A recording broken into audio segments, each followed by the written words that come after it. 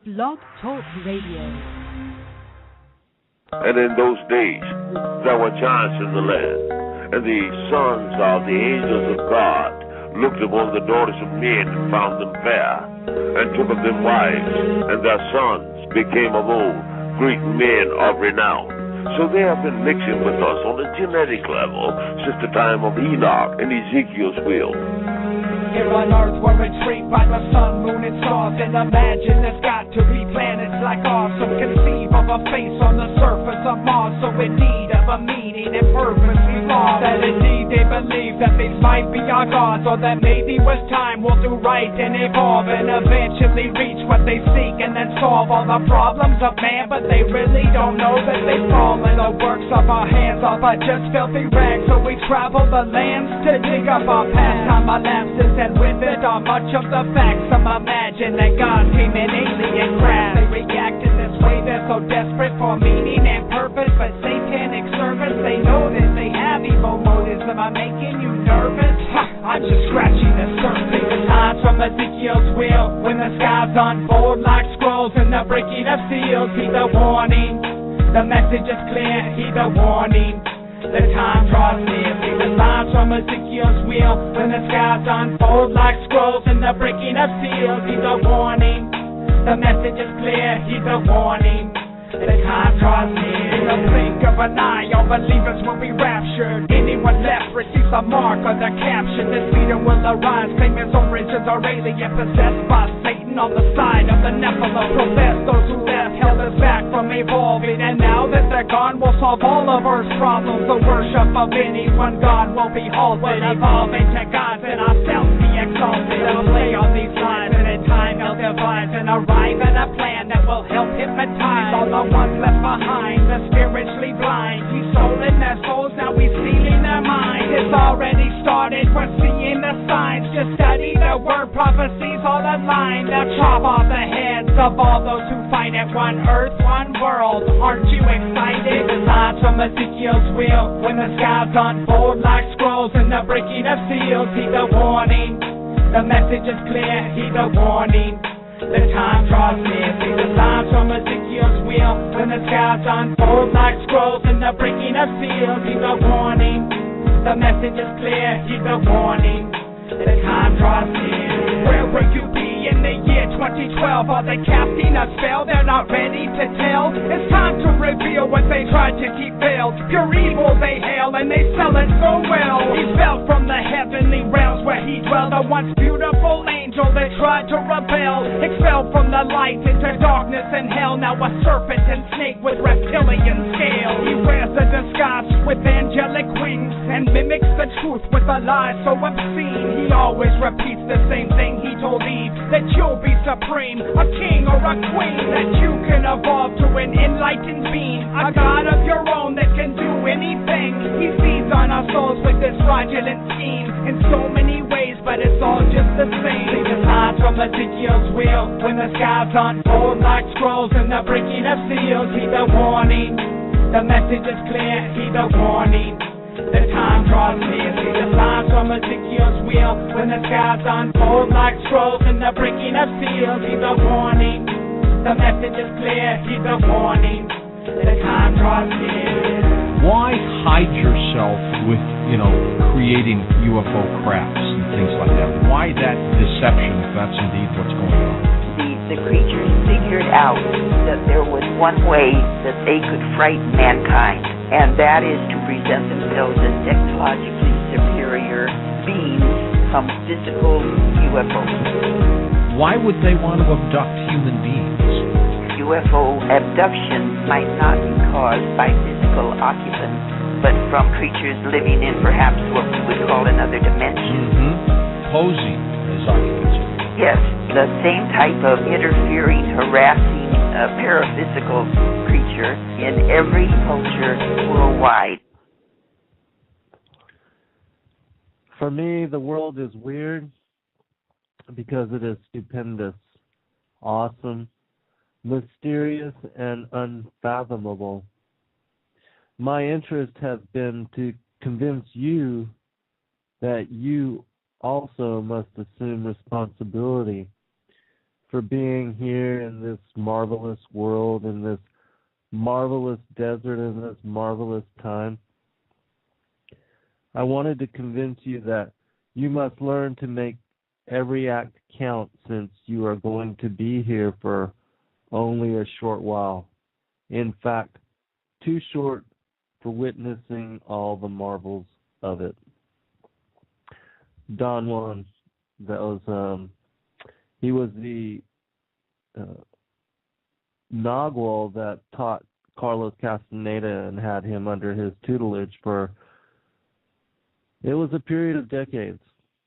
And that tutelage and that apprenticeship has been documented in a series of books that he wrote basically as his thesis paper.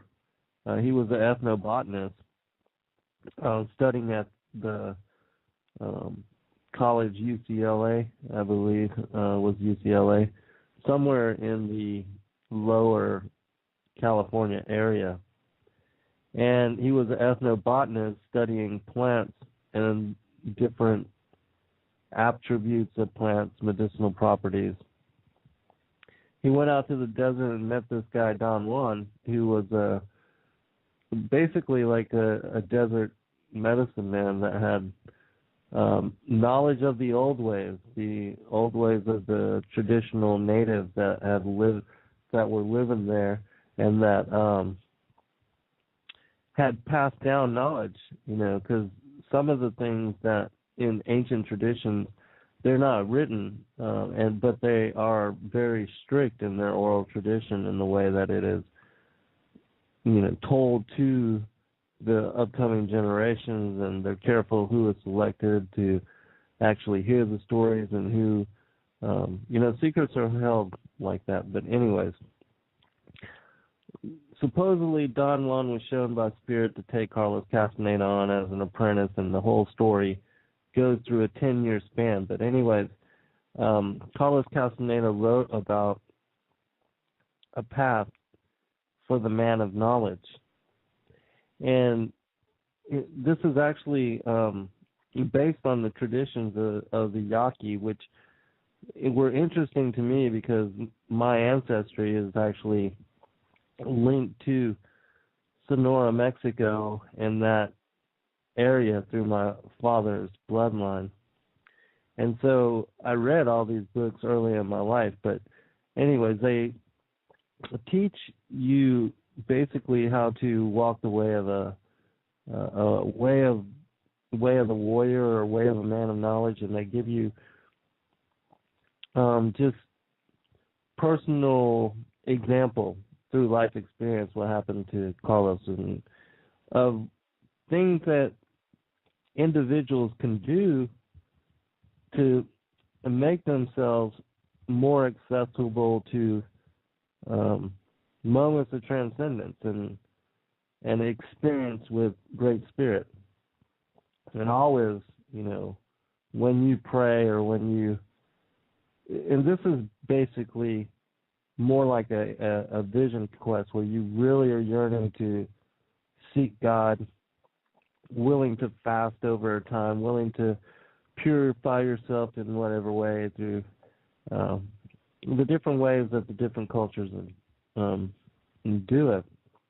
But anyways, if you really yearn for prayer and you're really sincere and you have right intent and you're sincerely yearning for Spirit, that the Lord will come and reveal Himself to you and lead you and guide you and develop relationship with you over time. But I wanted to just give you read from just the topics from the index, because these are interesting in that they give you insight into behaviors that the world would seem odd, but that are actually very liberating in their ability to free you from being locked into the whole 9 to 5, and not just that, but the regular routine of what has taught to us to be life. The whole working in the system. And so I'm just going to read a couple of these and then comment, and then we're going to go into quoting, and Jazz has brought up some really interesting information that I'm going to talk about, and it has linked to that zombie apocalypse stuff that's been going on, because it's still ongoing. But there's been some other stories that have popped up recently that are bringing up questions, and these are interesting questions, and just so we'll go into that as well. But just really quickly, the index.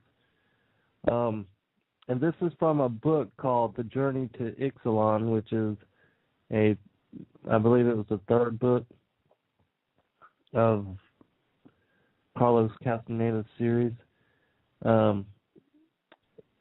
Chapter 2 is about erasing personal history. And what he gives example of in this particular chapter is making yourself mysterious, not making yourself concrete in such a way that people know everything about you, about your life. And that would be so difficult for us of this generation, because everybody feels like you have to put everything about your life, even on the internet and the web, and that puts it out to the entire world. And so it's hard for people not to know things about us when you can just type in a person's name and come up with dozens of web pages for individuals and the work that they've done. It's hard to remain mysterious, but in this particular book, it does give you kind of a way to, that if you do, and the reason Carlos recommends this and Don Juan teaches in this is because once you break habit and routine and you're not stuck in a ritual of life, then everything becomes fresh and new again. And that's the important thing, because when life and the moment, especially the moment, because that's what we're learning to wake up to, is that when you can wake up to the moment and what's happening in the right now, you can grasp your full ability within that moment to do whatever it is, whatever window of opportunity presents itself, whatever chances, dangers, and that you have to avoid. When you're awake and aware, you can watch those things come to you, and you can react to them before they actually crescendo into your life. And you can decide whether to allow those kind of things to come into your life or not. But if you, just walking around like a zombie without any awareness at all, then things are going to happen to you, and you're just going to end up reacting to them. And that's where a lot of people really are. I mean, in this world today, so many are zombified. It's crazy. People joke about those B-rated movies and all the insanity that they portray, but who would ever thought that the possibilities of things like that coming into a real life being? And we're going to talk about that again, like I said. Next one is losing self-importance. This is another one that is really hard for people to do.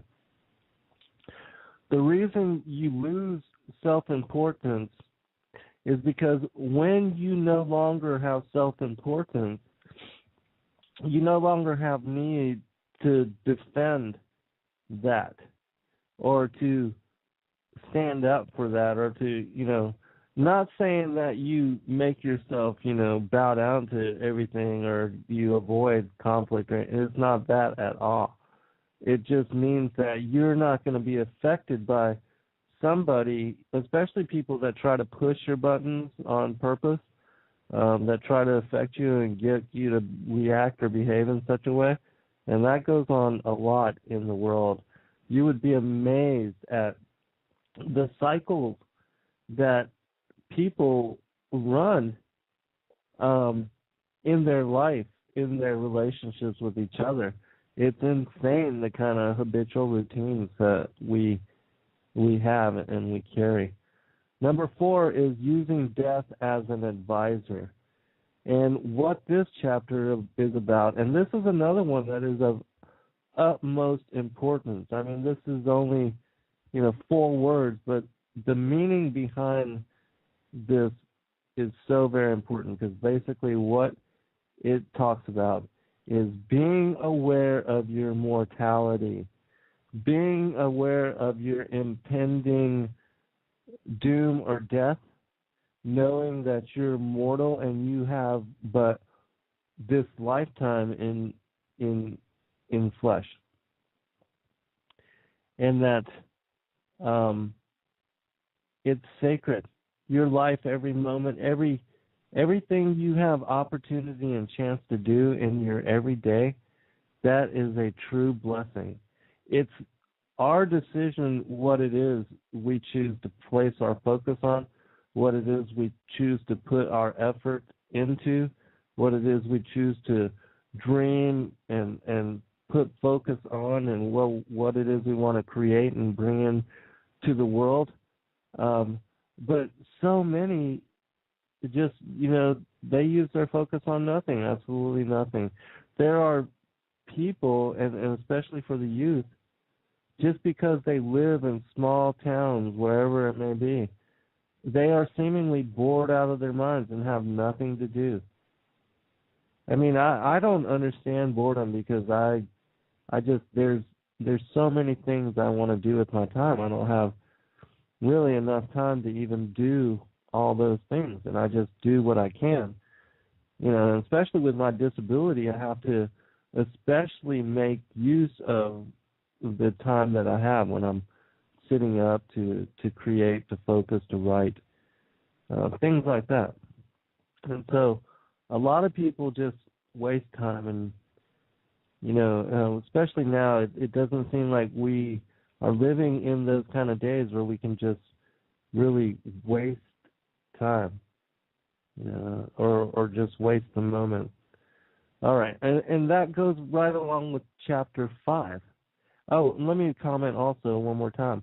When you use death as an advisor, and you are aware of your impending death every moment, and that you know you are promised no tomorrows, and that you can die at any time, then your life takes on a whole different kind of flavor, and also a different kind of awareness. It's going to talk about this. It calls this state of mind becoming a hunter. And all that means is that the hunter that has to protect its flock or sheep or people has to learn the routines of the predator, has to utilize its mind and knowledge and tracking abilities to learn the traits, learn the routines of the animal, to learn the weaknesses, the strengths, the deficiencies, and the proper time and where to set the trap to capture prey. And so a hunter has to become 100% completely focused within the moment, because at any time his life is at risk, or her life is at risk. And so becoming a hunter and learning to live with that state of mind makes you sharp for anything that happens to you. And so nothing then will catch you by surprise, because you're a hunter. And so that's what chapter 6 is about. But going back to chapter 5. Chapter 5, and we're only going to spend a little more time on this, because I'm doing a quick show today. I've got lots to do to prepare to get ready. I'm going to visit my son, and he's getting married next weekend, and so I want to wish him congratulations and send love out to Joy and her family, and And Justin, congratulations, son. You are a godsend. I'm so grateful, and every day I give thanks for you. And if anybody, if anybody wants to know about me or who I am, they can just look at my son and see, because he's a reflection of who I am, and he's the example of me. So, anyways, I love you, son. I just want to give you a shout out. Going to chapter 7. We're going to go through these quick. Being inaccessible. This is another thing that is hard, difficult for people to do. Being inaccessible. What this means is that you take some time for yourself in a day, in whatever, some space where you allow yourself to commune with Spirit. This is the prayer closet. Being inaccessible means that you break the routines of life. You set down the beeper. You turn off and don't listen to the TV and the telephones and anything that has to do with the regular routines of life and living. All those things connected to the flesh world and this world.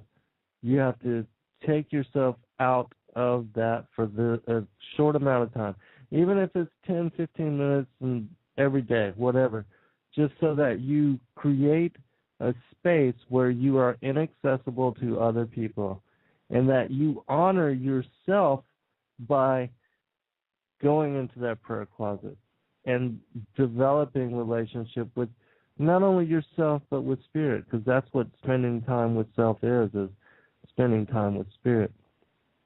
And learn, do the things that you've always wanted to do, the things you've always were afraid to try, whether it's writing or painting or whatever.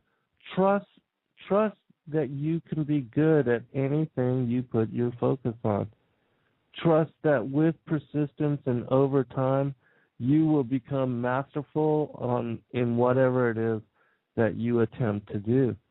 Because if you have that persistence and you have that patience with yourself and you have that determination to push on and persevere, you'll get better and you'll succeed and that's with whatever it is that you do. All right, chapter 8, disrupting the routines of life. And this is another one that is so hard for people to do. It's to not be on a schedule, not be on a routine. Break your habits. Take a walk during the course of a day. Go through a park. Watch a sunset. Go out and, watch the full moon rise.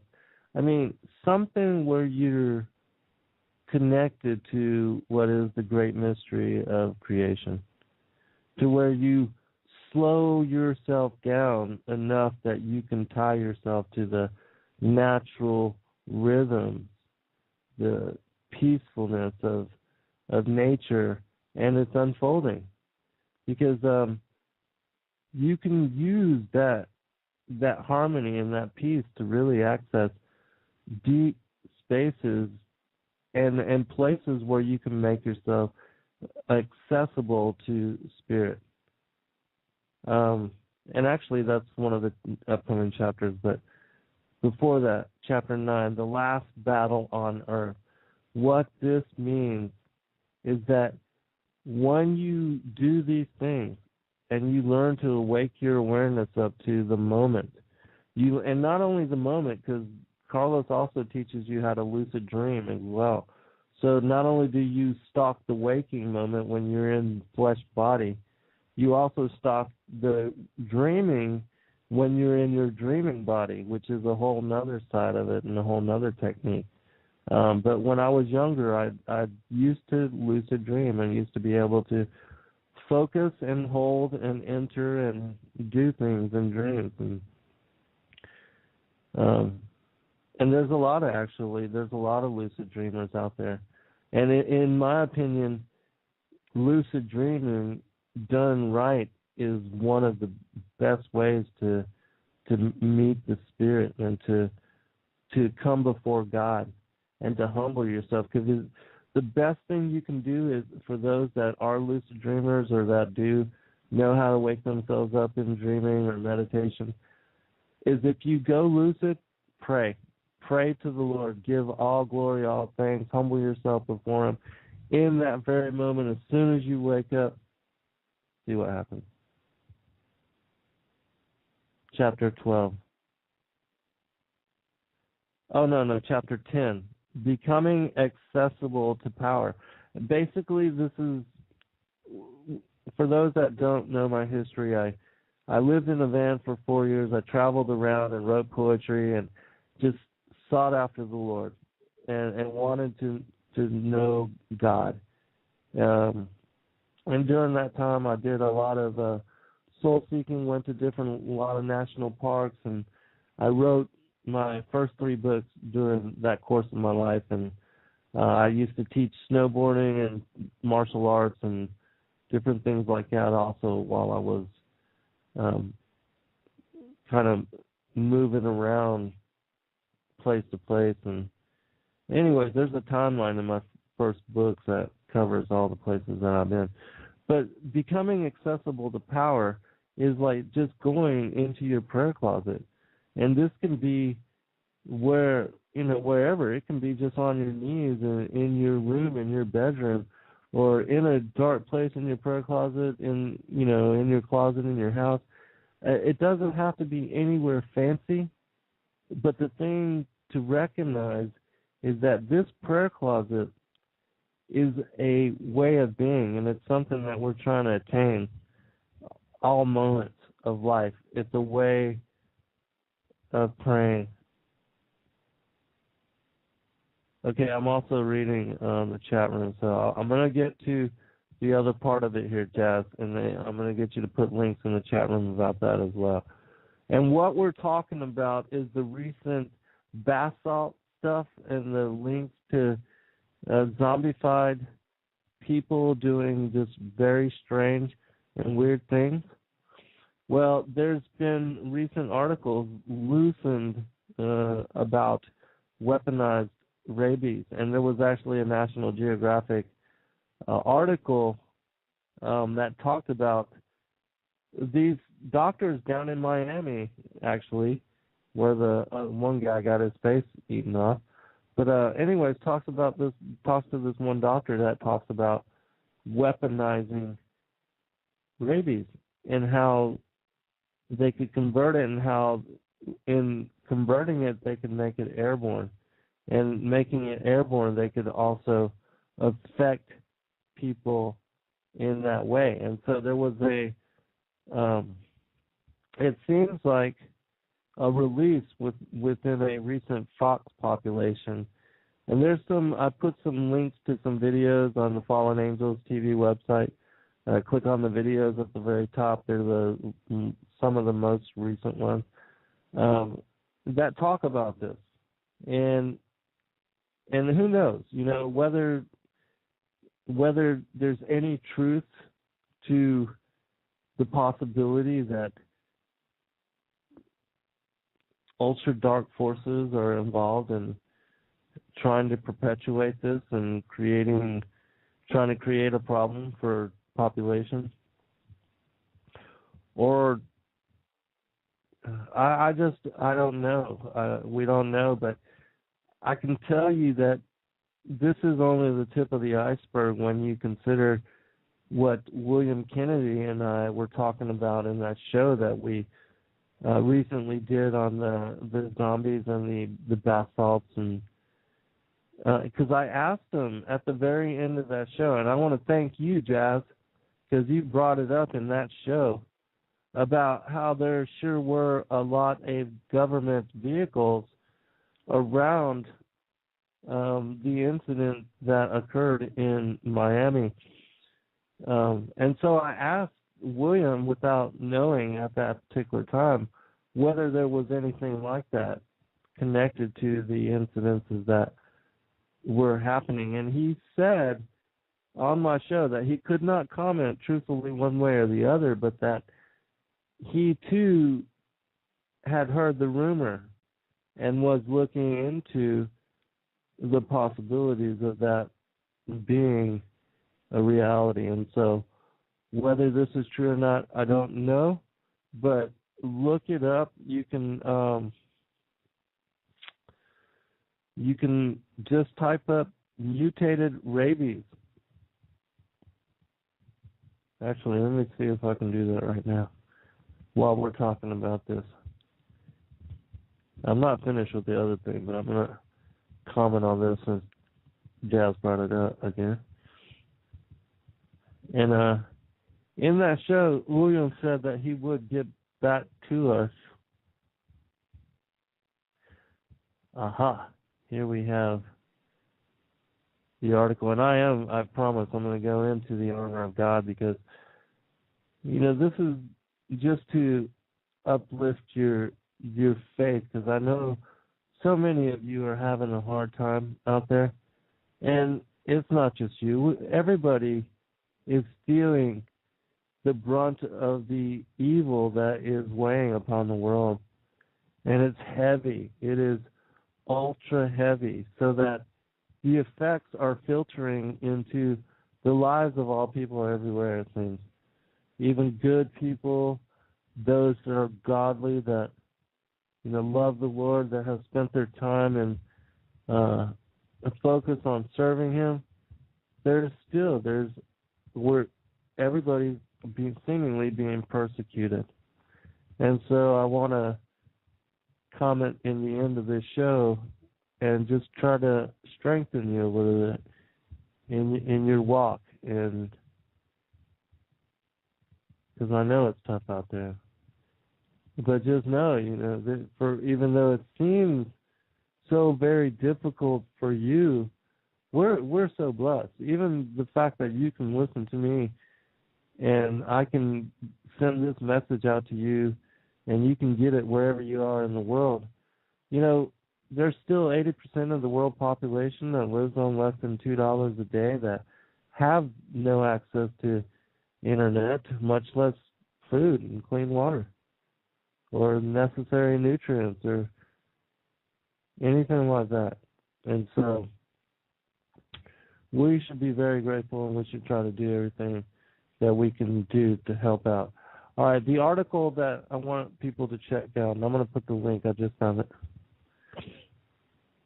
It's called Zombie Virus Possible via Rabies Flu Hybrid.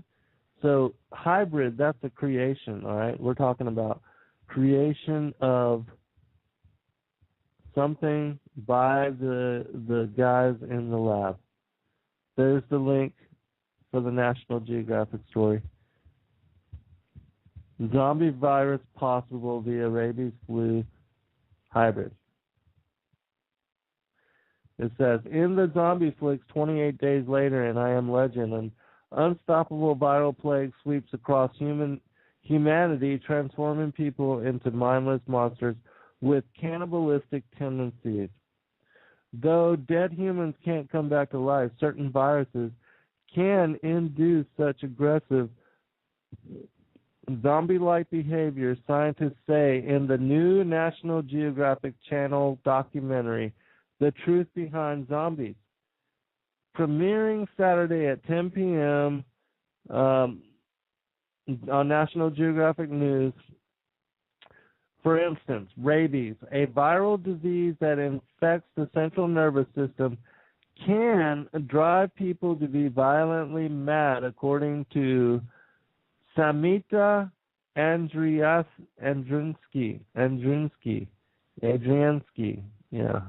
a virologist at the University of Miami's Miller School of Medicine in Florida, who also appears in the documentary. Combine rabies with the ability of a flu virus to spread quickly through the air, and you might have the makings of a zombie apocalypse. Are they trying to tell us something here?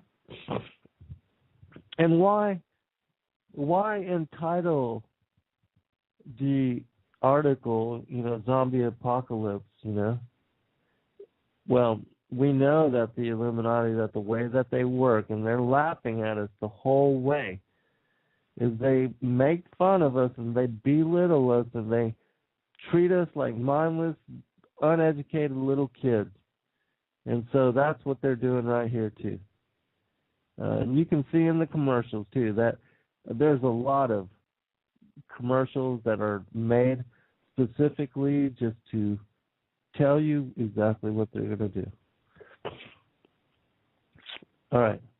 Unlike movies, zombies, which become reanimated almost immediately after infection, the first signs a human has rabies, such as anxiety, confusion, hallucinations, and paralysis, don't typically appear for 10 days to a year, as the virus incubates inside the body.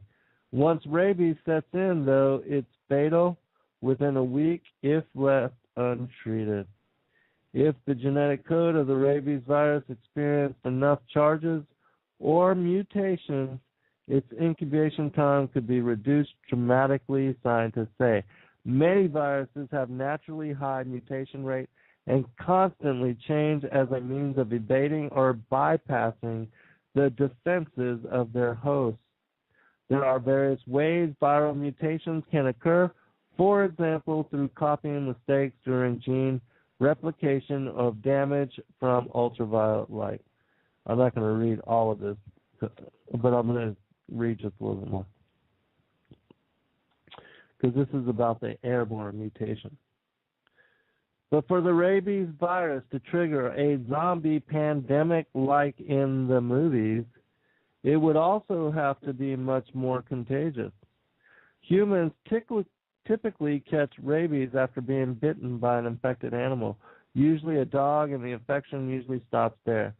Thanks to pet vaccinations, people rarely contract rabies in the United States, and even fewer people die from the disease. This is the example. In 2008, only 2 cases of human rabies infection were reported to the Centers for Disease Control. This is the mutation. A faster mode of transmission would be through the air, which is how the influenza virus spreads. Now remember, in the title it says hybrid rabies flu-like mutation. So they're telling you that if rabies were to accidentally get crossed over with the flu virus, that this would be possible. And here they are telling you that they're attempting to create this. All rabies has to do is go airborne, and you have the rage virus. The rage virus, have they already named this? Like in 28 Days Later, Max Myalk, head of the Zombie Research Society, says in the documentary that an international nonprofit is devoted to raising the level of zombie scholarship in the arts and sciences. To be transmitted by air, rabies would have to borrow traits from another virus, such as influenza, or be given those traits by scientists in lab coats and underground mad facilities. Different forms of strains of the same virus can swap pieces of genetic code through a process called reassortment or recombination, said Subab, a virologist at Virginia Tech. But unrelated viruses simply do not hybridize in nature, Subab told National Geographic. Of course, in nature, but we're talking about in deep underground bases where the public does not know anything of the doings that are going on there. Likewise, it's scientifically unheard of for 2 radically different viruses such as rabies and influenza to borrow traits, he said. All right, so scientifically unheard of, doesn't happen in nature, but yet you watch. You watch, because it's already been released. All right. Engineered zombie virus possible. It's theoretically possible, though extremely difficult, to create a hybrid rabies influenza virus using modern genetic engineering techniques. The University of Miami's Andriansky said, Sure, I could imagine a scenario where you mix rabies with a flu virus to get airborne transmission, a measles virus to get personality changes, the encephalitis virus to cook your brain with fever, and thus increase aggression even further. And throw in the Ebola virus to cause you to bleed from your guts.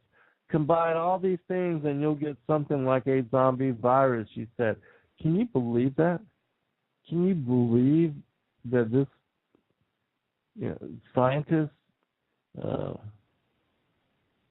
said these things? I mean, just so casually. Oh, yeah, sure, just mix all these things together, create you a zombie concoction, and yeah, there you go. You've got worldwide zombie apocalypse. Oh, well, thanks for telling everybody that. Let's just get all the mad scientists and the insane terrorists out there working on it. But we know they're already working on it because it's already out there, people. It's already out there. All right. So that, and like I said, there's the links for the video. You can check that out for yourself. Because here's the other thing that I learned. Give a shout out to Water. Hello, sister. Anyways, so the zombie apocalypse on YouTube. You can study these different videos and look into what has been released. And there's not a lot out, but it's intriguing to say the least. Because what has happened is now suddenly there's a airborne rabies epidemic happening among foxes in, I forget exactly where it was at, but it's in one particular part of the country. And these foxes are going nuts. They're attacking people. They're biting children. They're just going nuts. They're rabid. They're mad. They're zombified. And so the experiment is on. It's much like the other things that get released and created. You can study about those things. There's no secrets. It's all out there. There's been so many things manufactured. AIDS, Dr. Leonard Horowitz has come out on that. Harvard professor, PhD. Ebola, so many things. There's things out there that we don't even know, and this is probably one of them. So whether, and I don't know this, whether they're putting this in the bath salts, whether they're putting this in the drugs, I don't know. I don't know. If you're a drug user out there as far as doing these things, you might want to, make a change in your life. Use that as incentive. I'm going to tell you another story, and this is something that's going around here in Georgia that is strange as well, that is, uncertain. And that is flesh-eating bacteria. I've heard of 2 breakouts personally that affected people that I know. And one of them got a tattoo, and the needle went too deep and inserted into the muscle a flesh-eating disease that then incubated in his body, traveled somehow, and then unveiled itself near his belly button and his stomach. And it's been weeks, months, I think, that they've been performing studies and trying to find out where it came from, but it was tracked down to that. There's been other cases here in Georgia. A woman just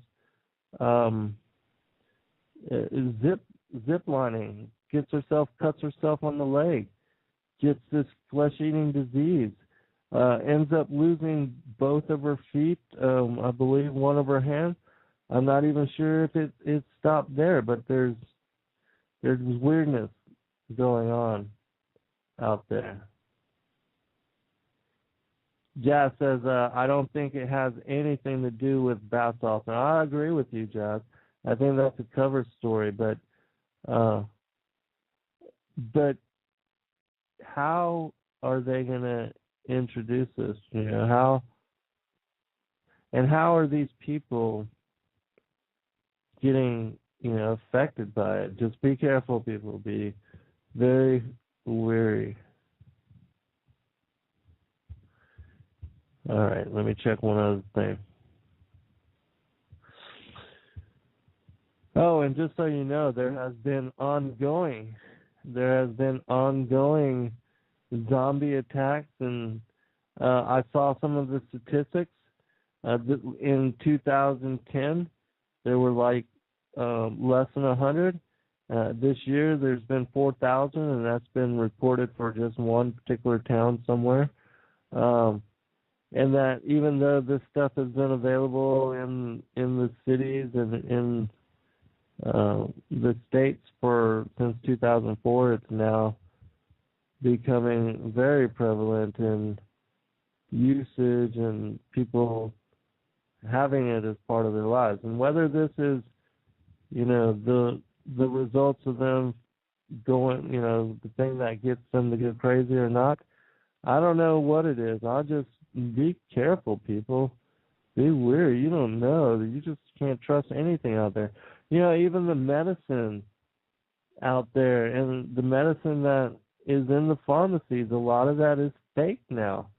They're importing a lot of fake drugs made from like China and different import places, and those drugs are seeping their way in because of their abundance, their availability, their cost. And dealers or people that are trying to save money, they don't care. They're just trying to get supply to meet demand. And so there's a lot of fake drugs that have entered the system that are killing people even to this day. Do the studies on it, on the fake drugs entering into mainstream medicine. You'll see that the percentages are alarming, if not horrific, in that the system that we trust for our health care is already corrupted and tainted and poisoned by these fake producers of these fake drugs, and whatever fake company and fake brand that they sell them under. The thing is they're affecting people. They're killing people. So be careful. Be careful. All right, we're going to go into the armor of God. Because this, and everybody knows this is from Ephesians chapter 6, but this particular chapter and the first, verses, the 24 verses there, are so very profound and so deeply veiled with thought that you can go back time and again to unlock the secrets that are contained within these verses. And the advice here is beautiful in that it tells you to put on the whole armor of God, which includes many different disciplines and traits, and we're going to cover that in the last few minutes of the show. But we're going to read it first. And we'll just read the whole thing. Ephesians chapter 6, verse 1. Children, obey your parents in the Lord, for this is right. Honor thy father and mother, which is the first commandment with promise, that it may be well with thee, and thou mayest live long on the earth.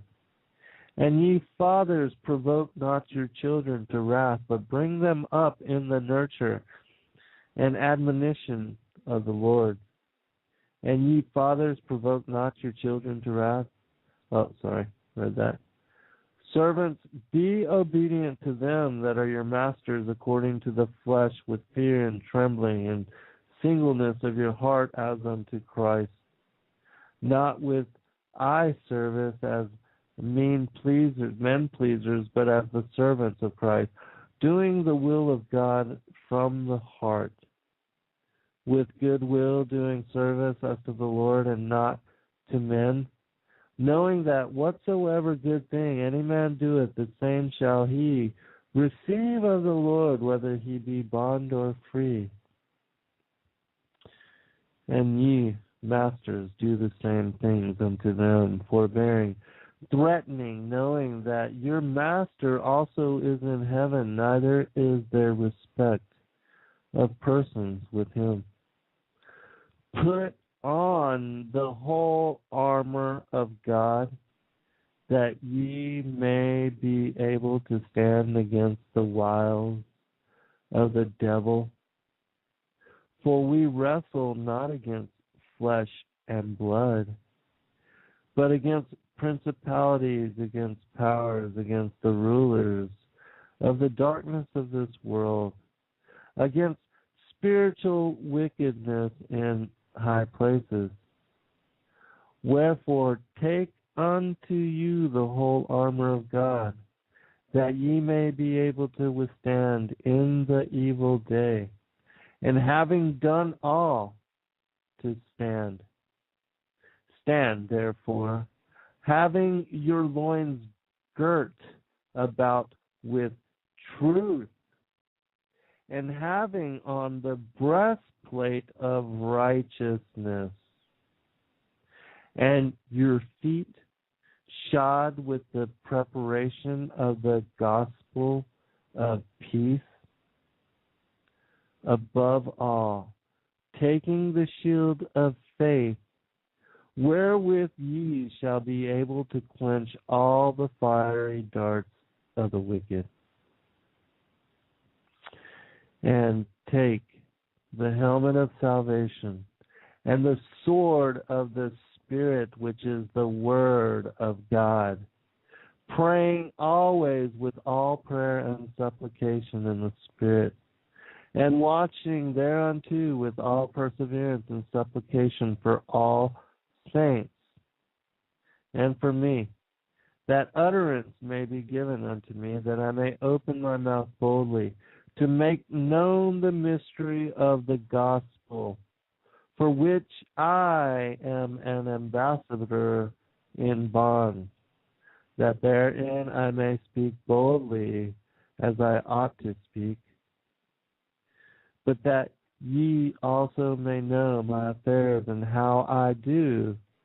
Tychius, a beloved brother and faithful minister in the Lord, shall make known to you all things. Peace be to the brethren, and love with faith from God the Father and the Lord Jesus Christ. Grace be with all them that love our Lord Jesus Christ in sincerity. Amen.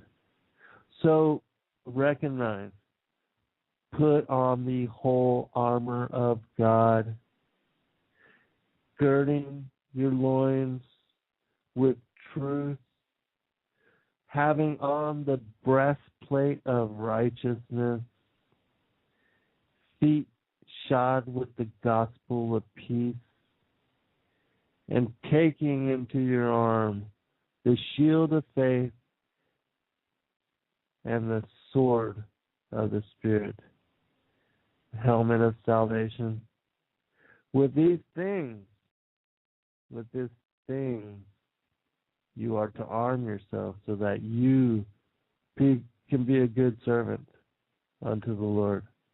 Because we're not to look for recognition or reward for simply doing, but we're to recognize the goodness of how it feels to do good and to just help one another in pureness, with no need or means for exchange, no need to barter, no need for reward, no need for payment, but just a gesture of goodwill. How that feels to both parties.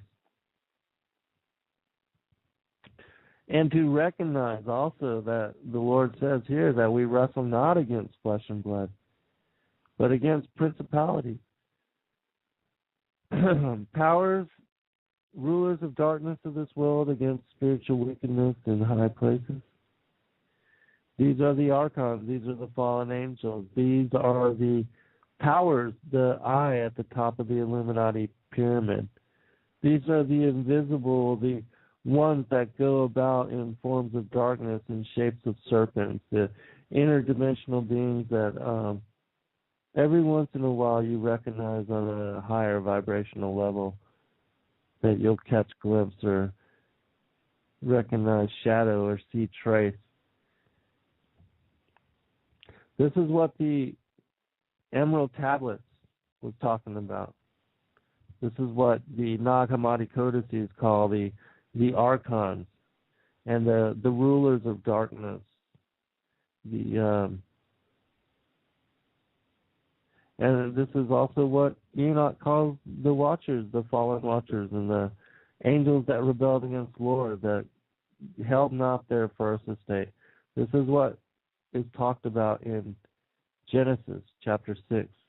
And this is also what is talked about in Genesis chapter 1, in the separation of light and darkness, because that's when Satan was kicked out of the heavens.